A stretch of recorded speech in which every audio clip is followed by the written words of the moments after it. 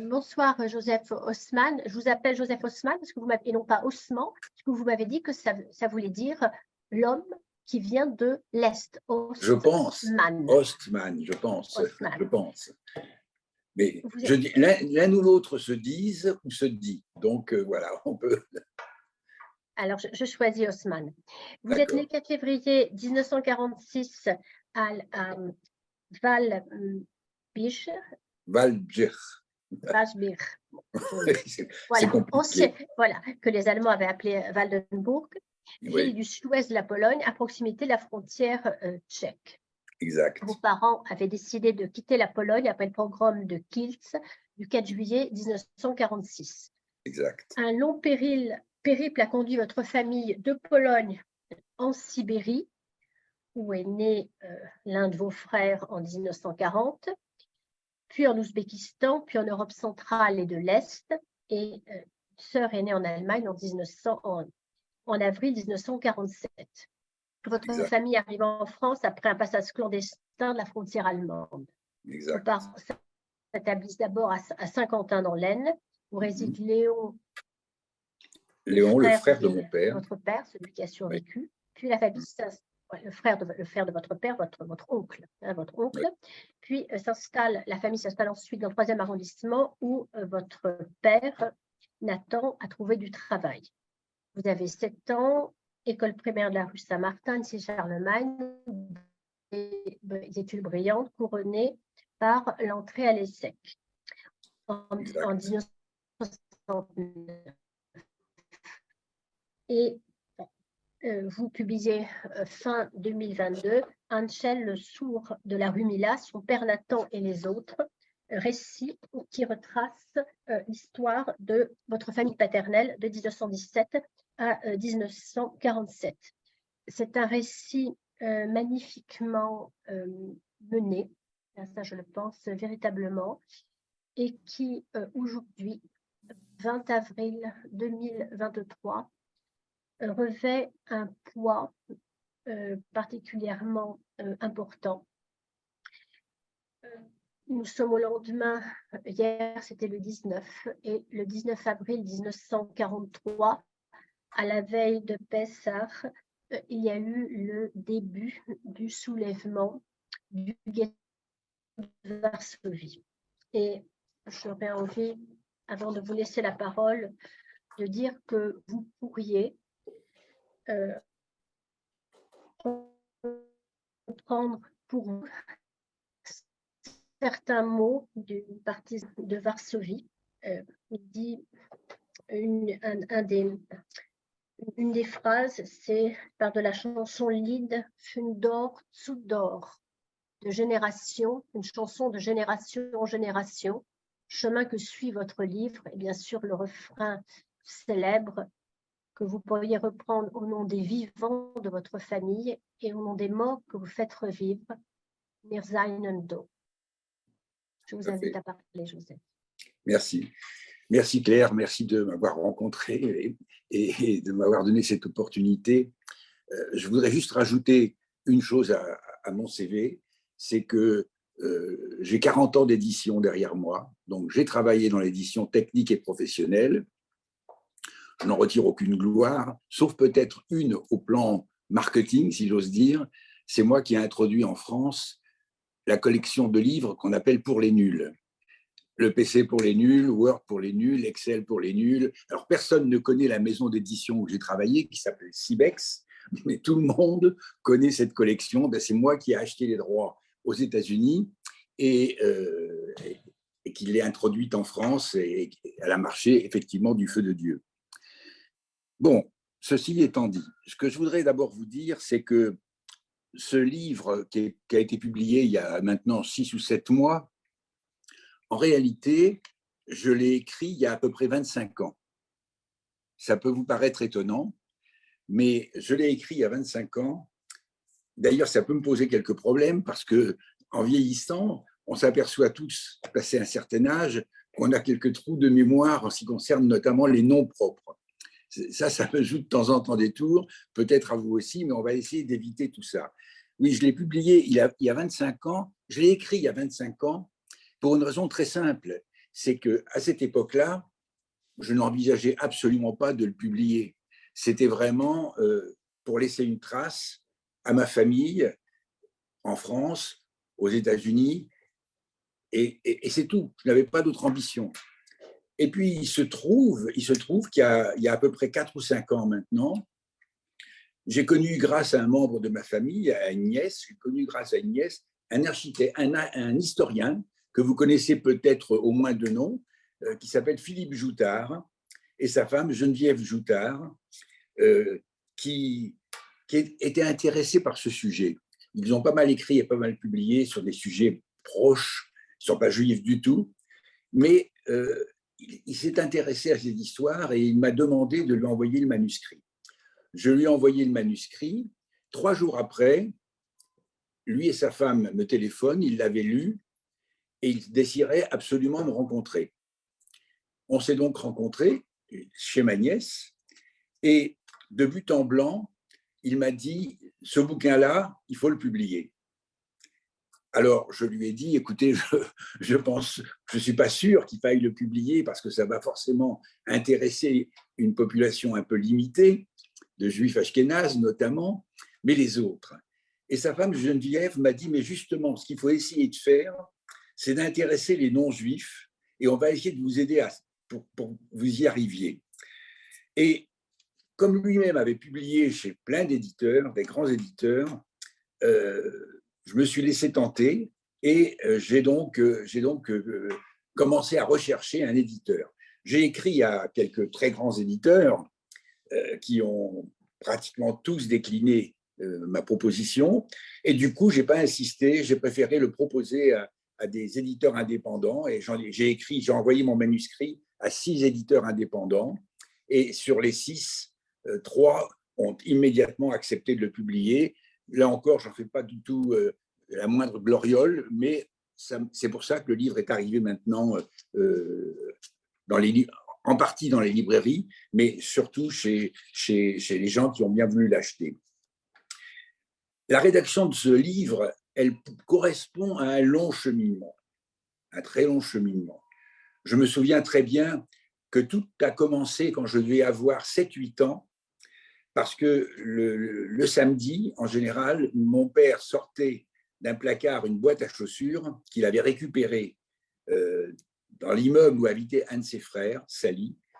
Quand vous lirez le livre, vous découvrirez tout ça en détail. Je ne veux pas entrer maintenant dans les détails. Et il y avait dans cette boîte un certain nombre de reliques. Il y avait notamment des photos. Il y avait même une médaille que sa mère lui avait offerte à mon père pour sa bar mitzvah. Et aujourd'hui, c'est une de mes sœurs qui a cette médaille.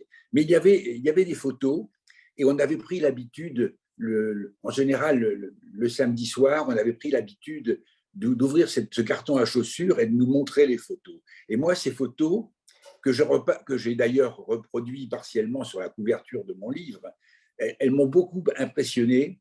Et ça a été certainement, à l'époque, je ne pensais évidemment pas à publier un bouquin, mais ça a été, à mon avis, le début de mon intérêt pour cette question au plan intellectuel. Et puis, ensuite, il se trouve que au milieu de mon adolescence, vers 12, 13, 14 ans, j'avais pris une habitude avec mon père, c'était de jouer à la belote. Au lieu de faire mes devoirs, je jouais à la belote avec mon père et ça a duré plusieurs années. Et ça a été l'occasion pour moi de lui poser pas mal de questions sur sa vie. Et c'est là où il m'a raconté à peu près les 2/3 de ce que j'ai moi-même essayé de raconter dans mon bouquin. Donc, je dois le dire de manière très claire, je ne suis pas historien, je ne suis pas spécialiste de la Shoah, je suis à la rigueur spécialiste de la communication, ça oui, mais c'est tout.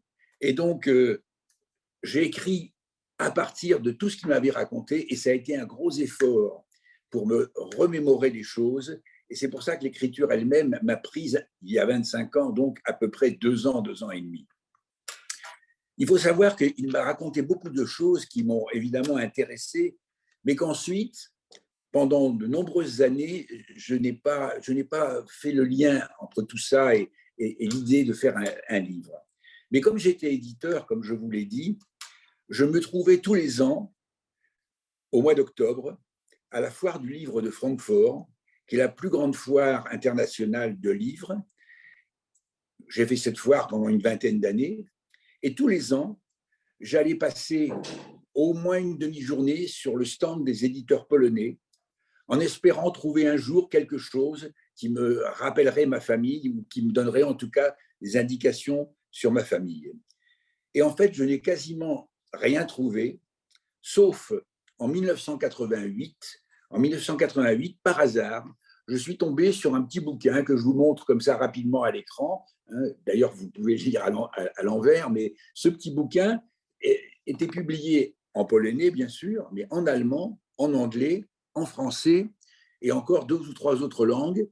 Et évidemment, quand j'ai vu ce bouquin-là, qui s'appelle « Préserver les traces de la culture juive en Pologne », j'ai été attiré, je l'ai ouvert.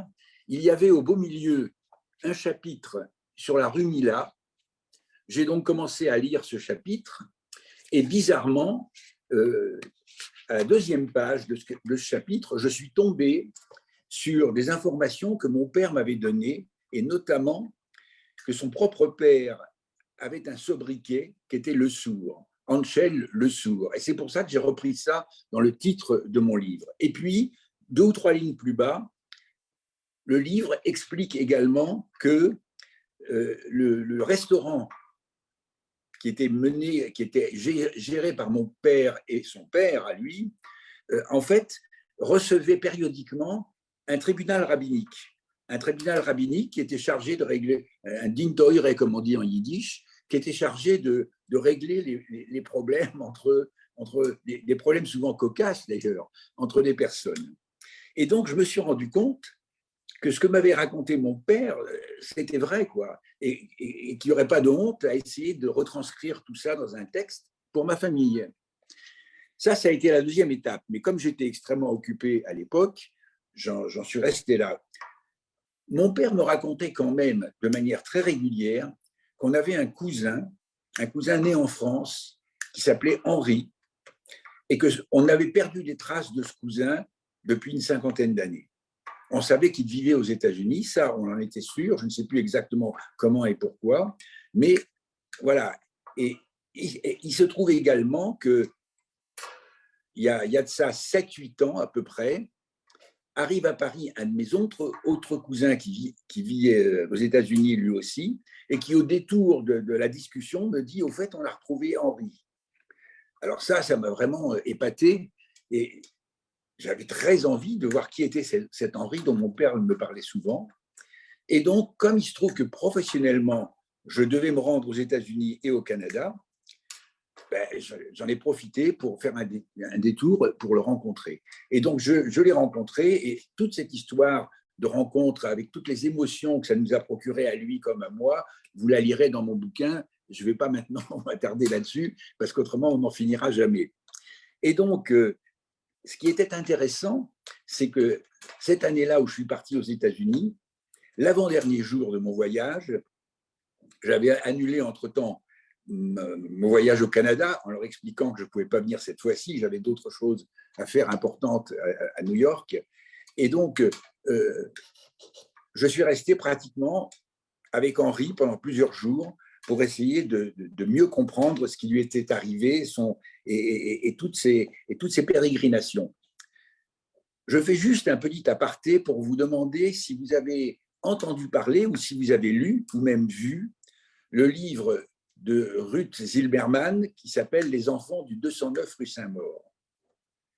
Alors, comme je ne vous vois pas à l'écran, je ne sais pas si vous l'avez lu ou vu, mais il se trouve que… Moi, je l'ai vu. Moi, je l'ai vu. Je l'ai vu en film à la télévision. Voilà. Et il se trouve que Henri, c'est mon cousin germain. C'est mon cousin germain, absolument. Et il a été protégé pendant la guerre. J'explique tout ça également dans le livre. Il a été protégé et il a été sauvé par une famille qui habitait dans une ville de la banlieue parisienne. Mais après la guerre, un des frères à mon père est venu le récupérer et l'amener vivre à Saint-Quentin. Mais Henri, du côté de sa mère, avait de la famille aux États-Unis qui est venue le chercher et qui l'a ramené aux États-Unis. À partir de là, on l'avait, semble-t-il, perdu de vue. tous ces éléments qui me paraissaient extrêmement intéressants, vous les trouverez en lisant le bouquin si vous le lisez. Il faut savoir qu'au 209 rue Saint-Maur, là où il habitait avec ses parents et son frère, d'ailleurs, son frère David, la mairie de Paris a posé plusieurs plaques parce que Ruth Zilberman a fait un très gros travail pour retrouver les descendants des gens qui avaient habité dans cette maison. Pourquoi Anchel Le Sourd de la rue Mila? Alors, Anchel Le Sourd, ça, je vous l'ai expliqué. Ensuite, son fils Nathan, parce que Nathan, c'était mon père, et Nathan est le seul garçon de la famille qui n'ait pas quitté la Pologne. Il n'a pas quitté la Pologne parce que Anchel pensait qu'il était celui qui était le plus apte à reprendre le restaurant et à le développer ultérieurement. Donc, mon père restant en Pologne, il a été obligé, contrairement à ses frères, de faire son service militaire. Mon père a fait son service militaire en Pologne. C'était un élément dont nous avons beaucoup discuté et m'a expliqué à quel point ça avait pu être dur pour lui, même s'il y avait des choses très positives. Mais donc, ça explique pourquoi j'ai mis Anchel Le Sourd, son fils Nathan, parce que Nathan me semble quand même être le principal héros de ce bouquin, de ce récit. Et les autres, pourquoi les autres? Parce que Nathan faisait partie d'une fratrie de 8 personnes. Il y avait 3 filles et 5 garçons. Et donc, le livre parle un tout petit peu de la famille. Encore une fois, comme je ne suis pas historien au sens propre du terme, évidemment, mais que j'ai quand même pas mal lu et pas mal appris grâce à mon père, je parle de tous ces gens-là au fur et à mesure. Alors, ce livre est divisé en 3 parties, mais il est précédé par une préface de Philippe Joutard, l'historien dont je vous parlais tout à l'heure, qui a fait une préface très sympathique. Ensuite, j'ai fait moi-même une espèce de prologue, une introduction où je synthétise le contenu du livre et surtout, j'ai fait une postface, j'ai fait un épilogue, si vous voulez, pour clore ce bouquin. Mais le bouquin lui-même est constitué de 3 grandes parties. La première partie, je l'ai appelée, j'essaie de retrouver quelques notes, voilà, je l'ai appelée Varsovie 1917, la rue Mila et le petit monde du quartier juif. Cette première partie est divisée en 10 chapitres. Le premier chapitre de cette première partie, en fait, retrace les funérailles de Louis-Lazare Zamenhof. Je ne sais pas si ce nom vous dit quelque chose. Moi, il me dit quelque chose de manière très claire. Il se trouve que mon père m'avait parlé de Louis-Lazare Zamenhof qui fréquentait de temps en temps leur restaurant. Et c'est le plus ancien souvenir de tout ce que m'avait raconté mon père dont j'ai pu me souvenir. Lui-même, mon père, à l'époque, avait 13 ans. Et moi, quand il me l'a raconté, j'avais peut-être 13 ans aussi, je ne sais pas. En tout cas, j'ai commencé par ce chapitre parce qu'il fallait bien commencer par quelque chose et que ça m'a paru être intéressant de commencer par les funérailles de Louis-Lazare Zamenhof, et surtout parce que ça m'a permis, si vous voulez, d'introduire les chapitres suivants.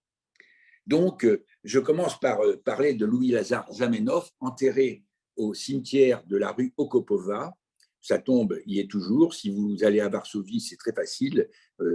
Elle est pas tout à fait, mais pratiquement à l'entrée du cimetière. Et ça m'a surtout permis d'introduire donc le reste, à savoir, pour commencer, le restaurant de mes grands-parents. Mon grand-père Anchel et sa femme, Rosa, tenaient donc un restaurant auquel mon père a également contribué par la suite.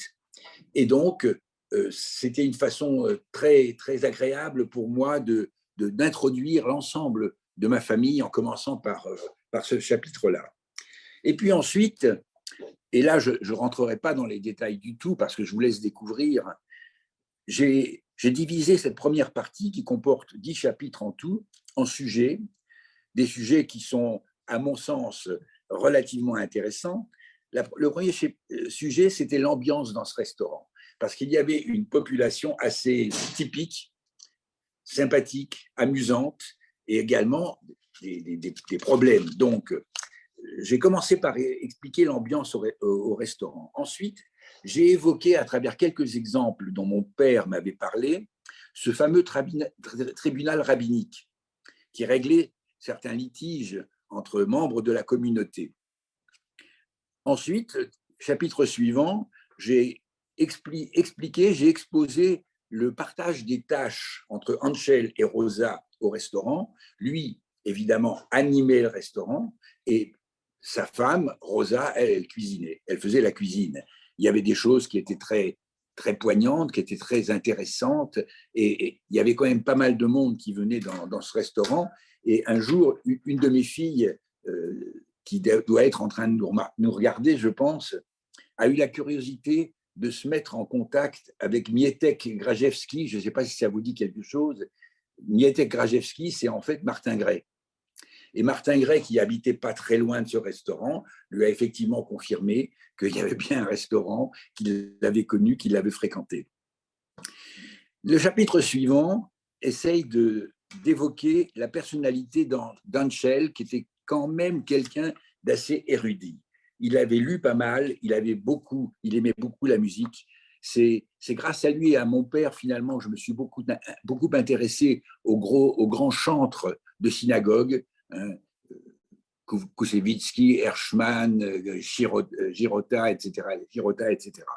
Et donc, je développe un petit peu la personnalité d'Anchel à travers son érudition, et je crois que c'est assez sympathique.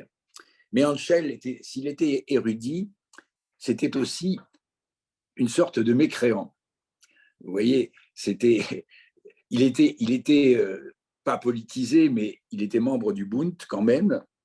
Mais vraiment, heureusement que Rosa faisait d'une certaine manière l'équilibre, parce qu'autrement, il n'y aurait rien eu de religieux au restaurant, mais il respectait quand même les fêtes, et il respectait surtout Rosa, dont il avait un peu peur.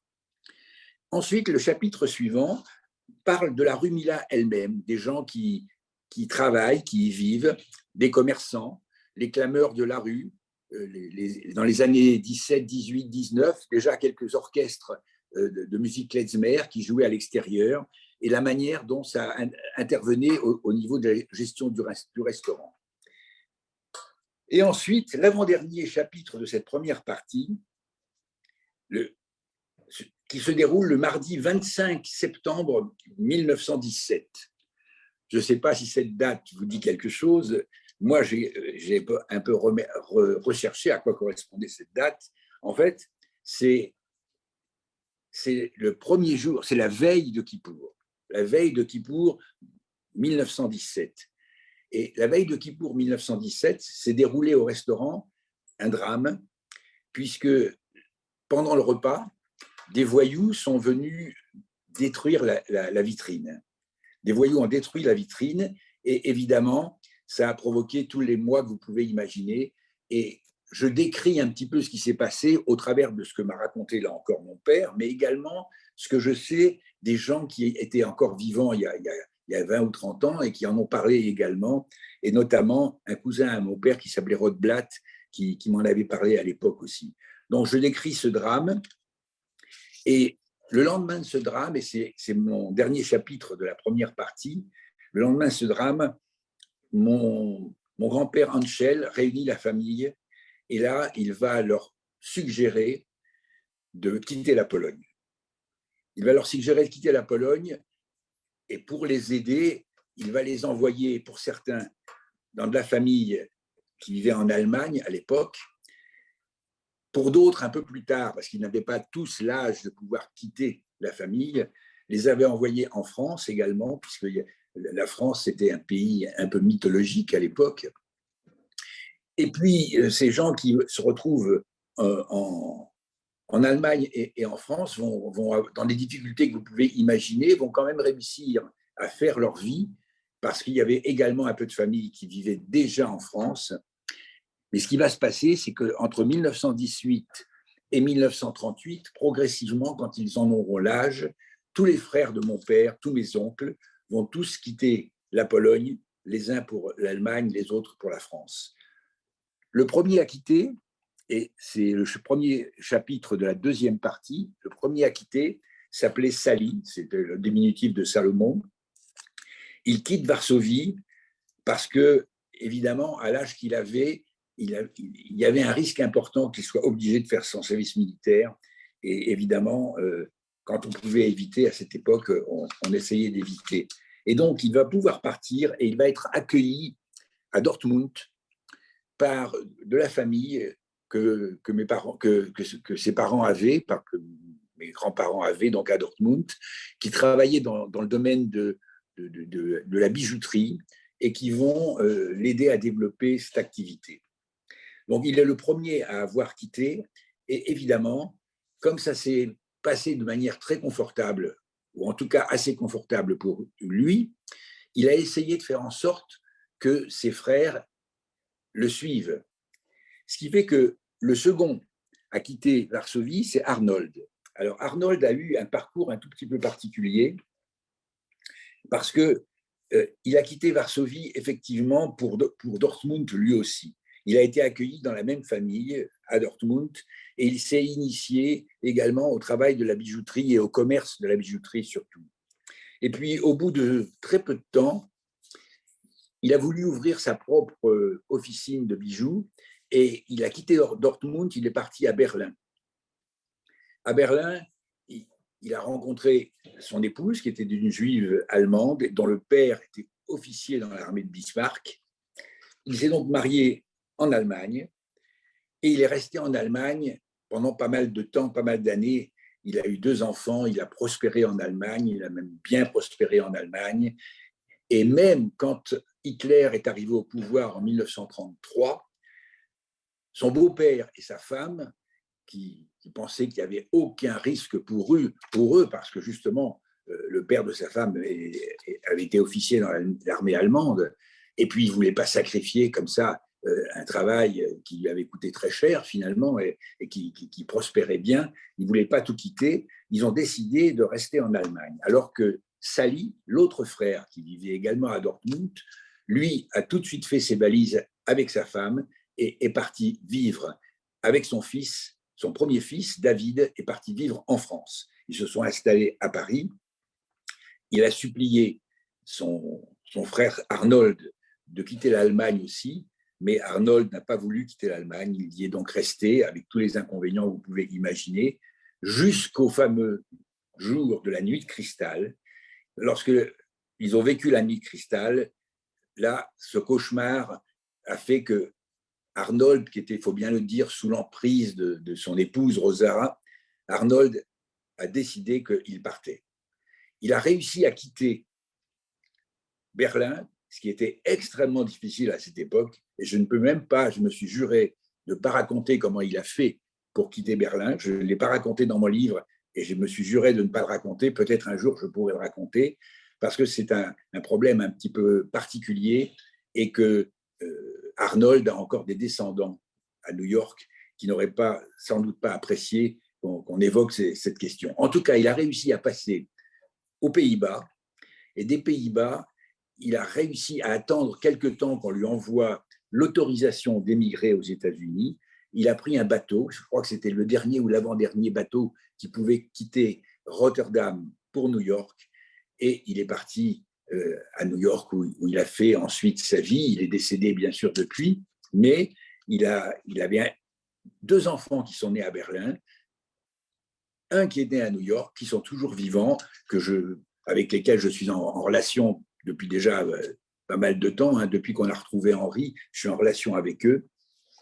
Et donc, Arnold s'est retrouvé à New York et il y a fait on ne peut pas parler de carrière à proprement parler, mais ses enfants s'en sont bien sortis et donc ils sont restés aux États-Unis et après ils sont partis, comme beaucoup de Juifs qui avaient réussi dans les affaires, sont partis prendre leur retraite à Miami. Et puis il y avait Nathan qui était le suivant dans l'ordre de naissance. Nathan qui savait très bien qu'il n'avait pas le choix que de rester à Varsovie et qui a donc décidé qu'il allait essayer d'y vivre et il ne savait pas qu'il allait devoir y survivre. Mais en tout cas, il a été convoqué au conseil de révision, déclaré apte, et il m'a dit qu'il avait croisé au conseil de révision Isaac Bashevis Singer, qui est né la même année que lui et à un mois près. Isaac Bashevis Singer n'a pas eu à faire son service militaire, mais mon père, lui, a été retenu, et donc il est parti faire son service qui a duré, il ne se souvenait pas exactement combien de temps, mais entre 2 et 3 ans. Donc Nathan a fait son service militaire.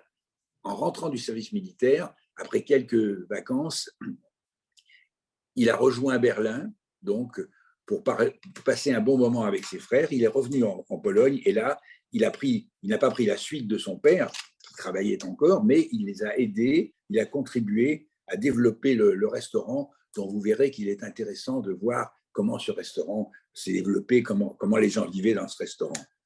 Et puis, il y avait encore 2 autres frères. Il y en avait un qui s'appelait Maurice. Maurice, qui était trop jeune à ce moment-là pour quitter la Pologne, et Léon, qui était encore plus jeune pour quitter la Pologne.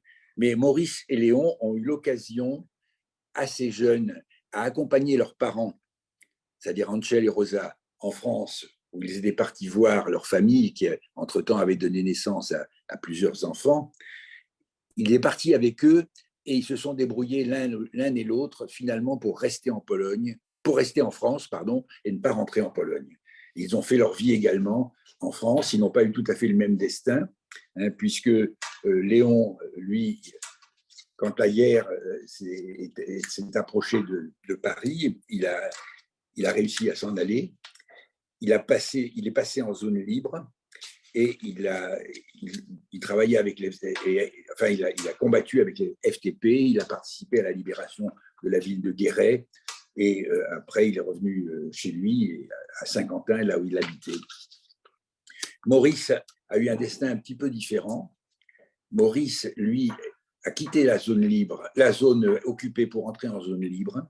Et il a réussi, de ville en ville, à atterrir finalement à Saint-Laurent-de-Nest, qui est une petite ville à la frontière espagnole. L'idée, c'était qu'avec un petit groupe de Juifs qui étaient là, ils allaient tous passer en Espagne pour essayer de passer le reste de la guerre en Espagne. Alors, comme ils étaient quand même nombreux et qu'il y avait des enfants, et comme ils ne pouvaient pas tous passer en même temps, ils ont envoyé une délégation en Espagne pour s'assurer que ça ne poserait pas trop de problèmes, de se loger, de vivre, etc. Ensuite, 2 d'entre eux sont donc revenus à Saint-Laurent-de-Nest, et là, ils ont réussi à contacter. Ils ont été protégés, il faut le dire, ça c'est très important, ils ont été protégés par une famille de Saint-Laurent-de-Nest qui a obtenu la médaille des Justes, et ils ont réussi à quitter Saint-Laurent-de-Nest pour passer en Espagne, accompagnés par un passeur, 1 ou 2 passeurs, ça n'est pas certain à ce niveau-là. Malheureusement, le passeur les a dénoncés et ils ont tous été arrêtés. Ils ont tous été arrêtés et transférés à Paris, et dans des conditions effroyables, en train, évidemment, et de Paris à Auschwitz, et ils sont morts à Auschwitz. Mon grand-père, Angel, lui, qui était resté en Pologne avec 2 filles, puisqu'il y avait encore 2 filles dans la famille, lui, malheureusement, a été arrêté lors d'une rafle à Varsovie, arrêté avec sa femme et ses 2 filles, et ils ont été déportés à Treblinka. Longtemps, je n'ai pas su clairement si c'était à Treblinka ou si c'était à Auschwitz, mais en relisant un certain nombre de textes et en écoutant un peu à droite et à gauche ce que m'ont raconté des membres de la famille ou des amis de mes parents, j'ai compris qu'en fait, ils avaient été à Treblinka.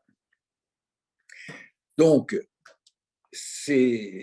la famille a été en grande partie décimée, ont survécu après la guerre.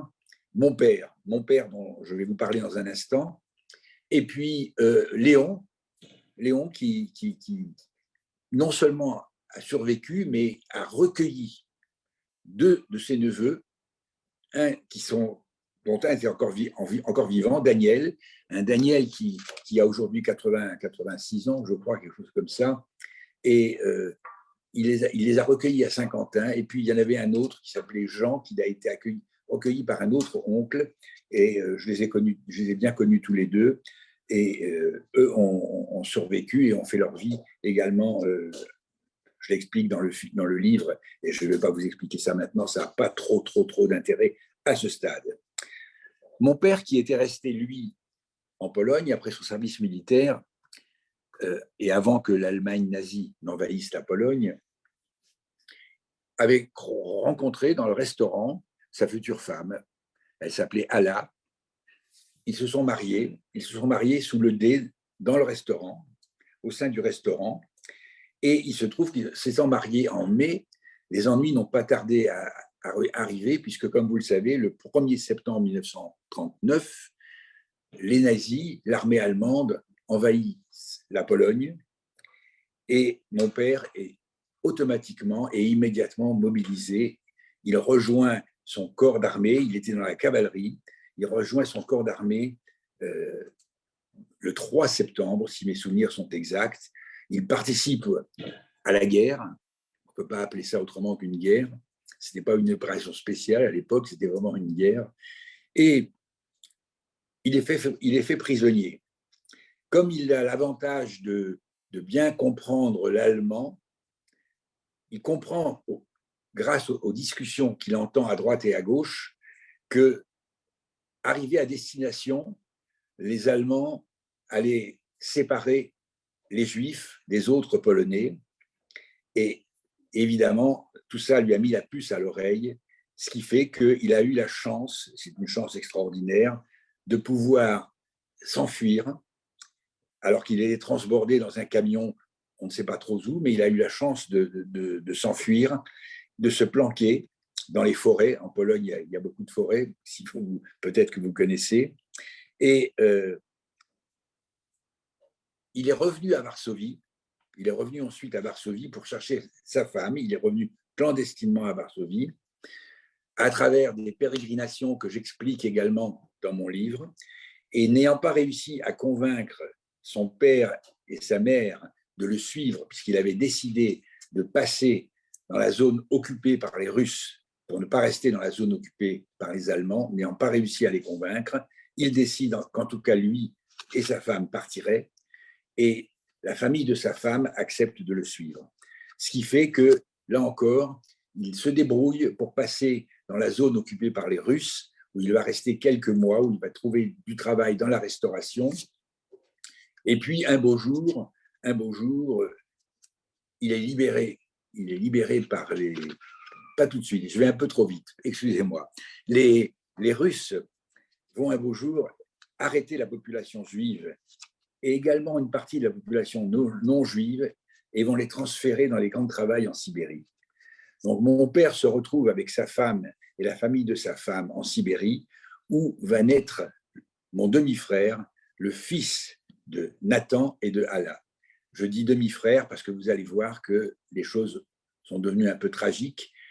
Hala a donné naissance à son fils dans des conditions extrêmement difficiles, très difficiles, et ça je le détaille. Son fils qui s'appelait Victor, a failli mourir à plusieurs reprises. Il s'en est sorti. Mais comme Hala est tombée enceinte une deuxième fois et qu'elle ne souhaitait pas prendre le risque de vivre une deuxième tragédie, elle a essayé de se faire avorter. Et malheureusement, l'avortement a mal tourné, elle a fait une septicémie et elle est décédée. Elle est enterrée dans une petite ville. Elle a été enterrée dans une petite ville à la frontière de l'Oural et de la Sibérie, qui s'appelle Ochta, que j'ai retrouvée il n'y a pas longtemps, il y a peut-être 3 ou 4 mois, qu'en faisant des recherches complémentaires, je suis tombé sur cette ville, puisque mon frère, lui, est né dans une ville qui s'appelait Osta. En fait, la seule ville de la région qui a un nom à peu près comparable s'écrit Ochta, en tout cas dans les atlas que j'ai pu consulter. Et donc, sa femme étant décédée, à peu près au même moment, comme l'Allemagne a rompu le pacte de non-agression qu'elle avait signé avec la Russie, elle a envahi la Russie. Staline s'est trouvé dans l'obligation de demander de l'aide aux Alliés. Et les Alliés lui ont fourni de l'aide, ce qui a fait dire à mon père que d'une certaine manière, c'était peut-être grâce à Staline qu'il avait à Hitler dans un premier temps et à Staline dans un deuxième temps, qu'il avait pu survivre à tous ces événements. Et donc, pour obtenir de l'aide, Staline a demandé des armes aux Alliés, la France, l'Angleterre. Entre-temps, bien sûr, les choses ont vite évolué. Et la plupart des Juifs qui vivaient dans ce camp, mais dans d'autres camps également dans la forêt, ont été obligés ont été libérés parce que les Alliés ont accepté de fournir de l'aide à la condition que Staline libère les Polonais, juifs ou non juifs, et les laisse partir. À cette époque, si vous voulez partir, c'était facile à dire, mais où aller? Si on continuait vers l'Est, on s'enfonçait en Sibérie. Si on allait à l'Ouest, on retombait sur l'armée allemande. La seule possibilité, c'était de descendre dans le Sud. Et donc, va reprendre une marche qui a duré quand même pas mal de temps. Je dis marche, mais en réalité, ils ont été obligés de prendre parfois le train, parfois le camion, mais beaucoup marché. Et ils sont arrivés au Kazakhstan dans un premier temps. Et au Kazakhstan, mon père ne se sentait pas de rester au Kazakhstan et on lui avait expliqué à l'époque qu'il y avait pas mal de Polonais qui étaient descendus encore plus bas, qui étaient allés en Ouzbékistan et qui avaient même fondé des petites colonies juives en Ouzbékistan entre Samarcande et Boukhara, entre Samarcande et Boukhara. Et donc, ils sont partis en Ouzbékistan. Et là, il se trouve qu'il fallait vivre. Mon père avait appris entre-temps à travailler un peu le cuir, mais pour les chaussures, est devenu cordonnier. Et il a réussi à survivre en faisant le métier de cordonnier, tout simplement, auprès de cette communauté juive, dont vous verrez qu'il y a quand même beaucoup d'autres choses à dire. Ça, vous le verrez quand vous lirez le livre. Et puis, il se trouve que mon père, qui devait s'occuper de son fils, a été obligé de le confier pour pouvoir travailler librement à une crèche qui était tenue par une famille juive également. Et c'est comme ça qu'il a rencontré celle qui allait devenir sa deuxième femme, à savoir ma mère, qui s'appelait Tsila. Son prénom, c'était Tsila, mais elle a eu un parcours un petit peu différent en Sibérie. Et quand elle a été envoyée dans un camp en Sibérie, les Russes lui ont demandé son prénom, elle a dit Tsila. Ils lui ont dit, puisque vous êtes juive, vous vous appellerez Sarah dorénavant. Et donc, on a tous continué à l'appeler Sarah. Mais son vrai nom, c'est Tsila. Tsila, elle tenait la crèche, une des crèches de la région. Et elle s'est amourachée de mon père. Mon père s'est amouraché d'elle. Elle était beaucoup plus jeune que lui. Et donc, ils sont restés en Ouzbékistan dans des conditions, somme toute, agréables. Enfin, agréable, le mot est un peu fort. Dans des conditions moins désagréables. À ce stade, je voudrais vous parler un instant de ma mère Tsila. Je n'ai pas beaucoup écrit sur Tsila ou Sarah, comme vous voulez, dans mon bouquin, parce que leur histoire a été très différente. Autant mon père faisait partie du Bund, autant dans la famille de ma mère, c'était des gens qui ne croyaient qu'en Jabotinsky. D'ailleurs, la plupart des frères de ma mère, ils étaient 9. Hein. Il y avait 2 sœurs et 7 frères. La plupart des frères, je les ai bien connus parce qu'ils ont quasiment tous émigré en Israël. Et comme j'ai eu l'occasion dans les années 60 et ensuite 70 et 80 d'aller assez souvent en Israël, je les ai tous connus et je ne voyais pas très bien comment je pouvais les intégrer dans l'histoire de mon père, d'autant plus que je ne connaissais pas très bien l'itinéraire qui les avait conduits en Israël. Je connais un petit peu mieux maintenant, mais c'est un peu compliqué, à telle enseigne que d'ailleurs, une de mes tantes du côté maternel, qui passait par l'Italie, a accouché en Italie d'une de mes cousines qui est toujours vivante, elle aussi, et qui est donc née en Italie. Et donc, Nathan se retrouve dans cette ville, Katakourgan, une ville qui se situe effectivement entre Samarcande et Boukhara, et il y vit une vie qui n'est pas trop désagréable. Ma mère, qui, elle, avait fréquenté un théâtre, elle était devenue comédienne à Varsovie, rencontre un réalisateur qui monte des pièces de théâtre en Pologne. Alors, il avait même monté une pièce de Molière traduite en polonais. Je ne pourrais plus vous dire laquelle c'est, mais je crois que c'est indiqué dans mon livre.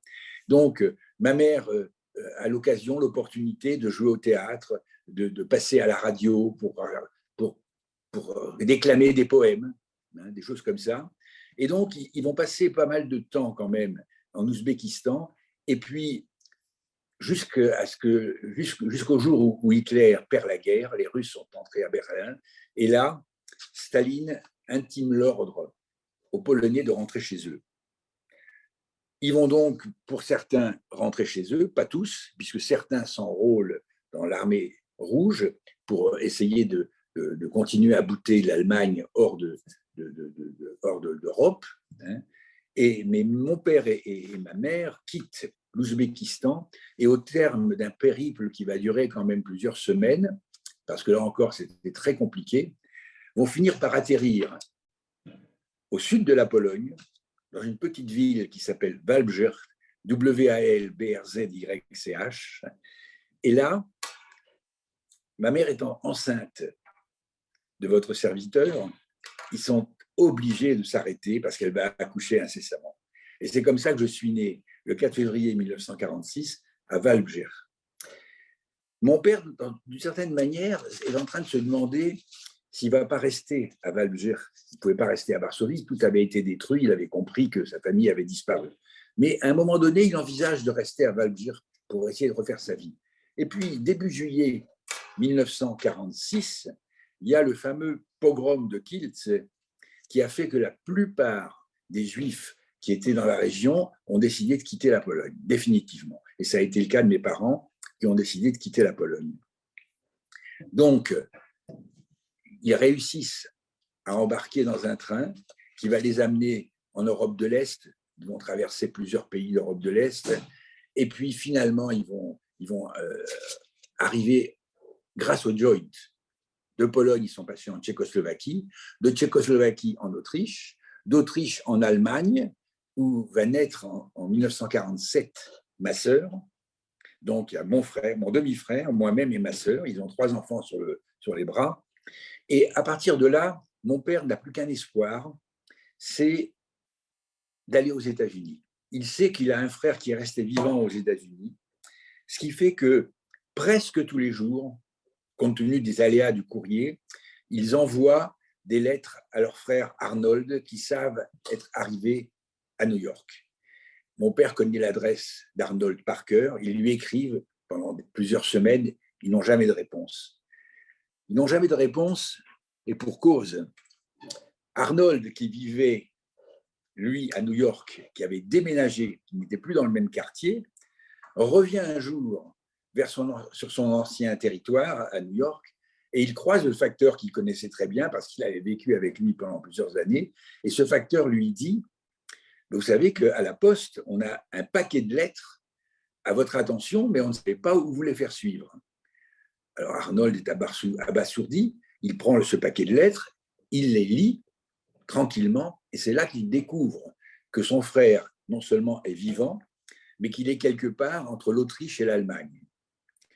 Et donc, Arnold, qui est un des 3 survivants parmi les enfants de la famille, prend contact avec Léon, qui lui est retourné à 50 ans après la guerre. Il lui explique que leur frère est vivant, qu'il est actuellement en Allemagne et qu'il va tout faire pour essayer de lui procurer des papiers pour qu'il puisse émigrer aux États-Unis. Et effectivement, mon père a reçu quelques semaines après, a reçu une lettre qui l'autorise à émigrer aux États-Unis. Il s'apprête donc à émigrer aux États-Unis, mais comment faire pour émigrer aux États-Unis? Il faut passer de l'Allemagne en France et prendre le bateau ensuite au Havre. Et donc, le frère qui vivait en France, Léon, décide de l'aider à passer clandestinement en France. Il est donc passé clandestinement en France au niveau de la frontière du côté de Forbach. Hein, il passe en France. Et là, il y a un comité d'accueil en France, près de Forbach, à Nancy, qui réceptionne les Juifs. Il n'était pas le seul à avoir fait ce périple, qui réceptionne les Juifs et les aide à aller vers Paris. Et à Paris, où il est accueilli par son frère Léon, qu'il avait quitté plus de 20 ans auparavant. Et évidemment, je décris la scène dans mon livre. Il y a des parties qui sont assez cocasses même, mais ça, je préfère vous laisser la surprise.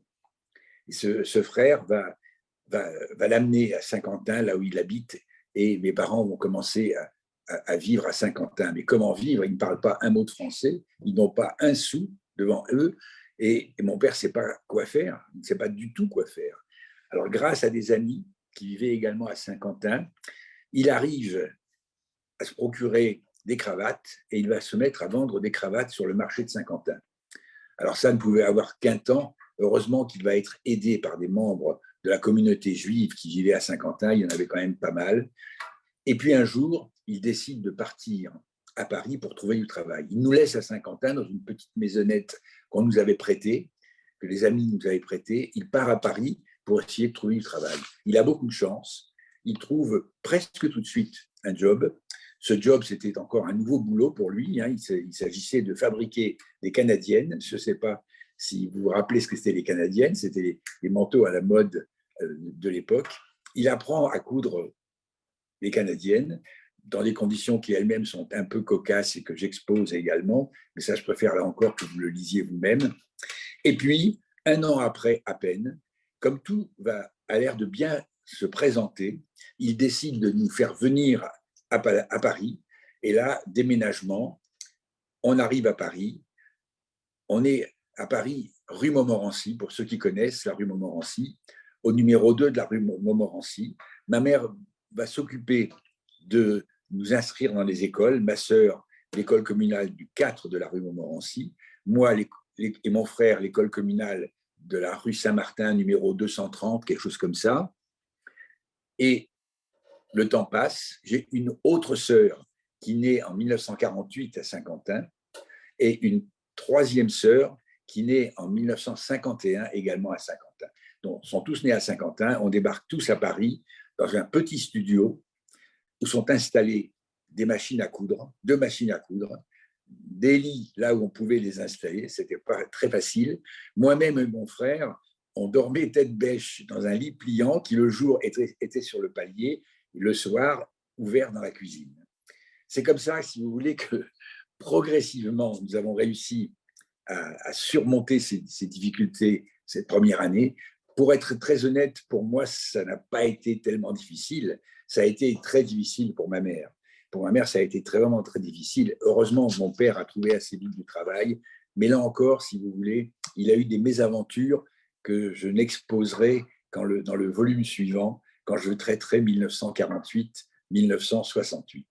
Et je préfère ne pas empiéter sur cette partie-là, même si j'en dis quelques mots dans l'épilogue de mon bouquin.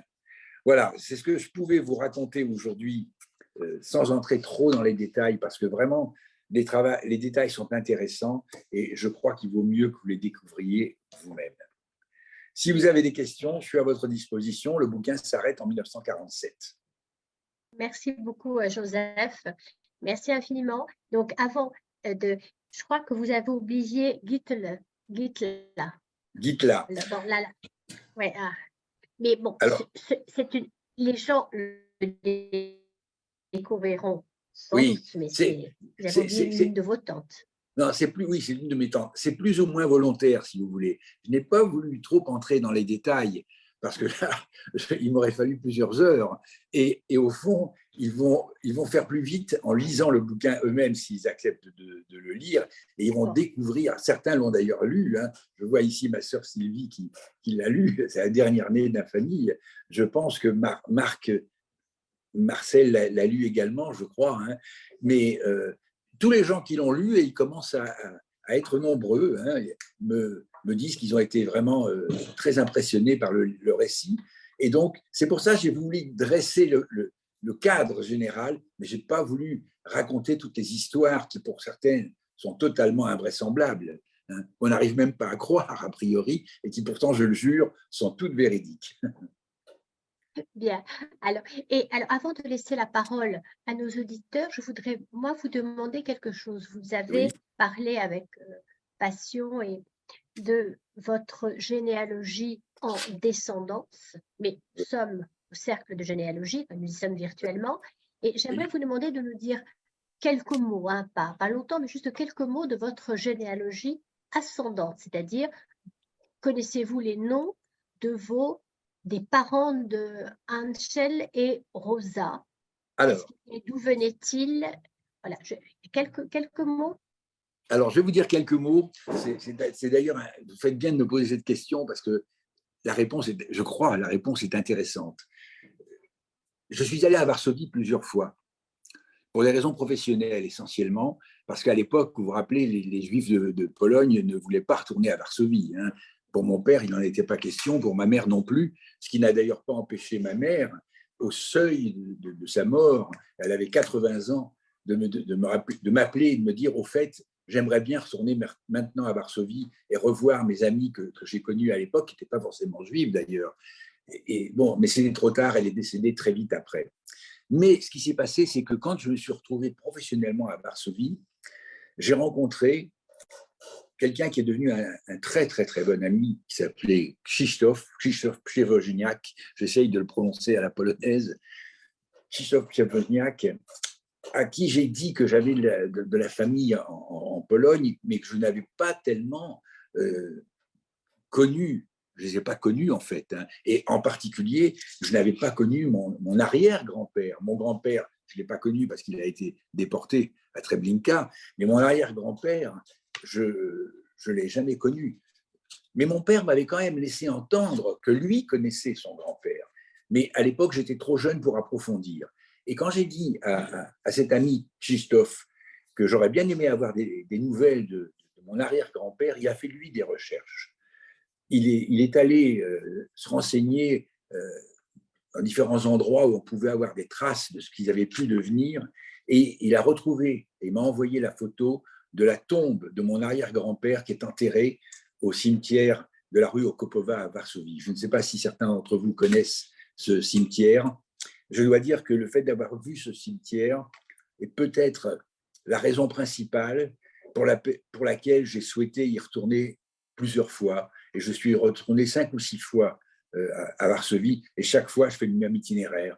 Je pars de mon hôtel, je vais vers la rue Mila, je longe ensuite la rue Mila jusqu'à la rue Okopova et j'entre au cimetière où sur lequel il y a beaucoup de choses à dire, mais il y a encore beaucoup de choses à voir. Si vous voulez. Je parle évidemment du cimetière juif, dans lequel il doit y avoir quelque chose comme 200 000 tombes, hein, et qui est en cours de réfaction. Donc, le plus loin que j'ai pu remonter de manière certaine à mon ascendance, c'est David et Henrietta, qu'on appelait Hinda, David et Hinda Haussmann. C'est vraiment le plus loin.